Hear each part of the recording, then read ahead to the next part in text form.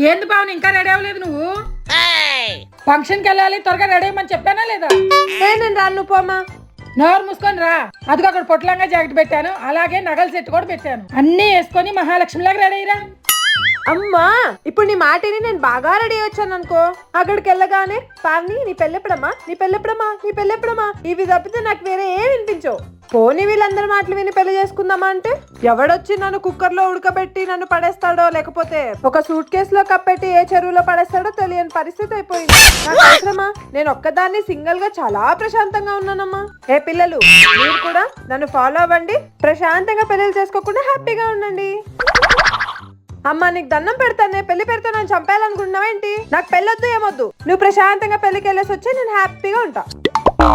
ఈ మధ్య ఫోన్ చూసి చూసి నీకు పిచ్చి పెట్టినట్టుంది. ఆ ఫోన్ పక్కన పెట్టి ఏమైనా పనికొచ్చి ఆలోచనలు చేయి, పిచ్చి పిచ్చి ఆలోచన చేయబాక. నేను వెళ్తున్నాను ఫంక్షన్కి.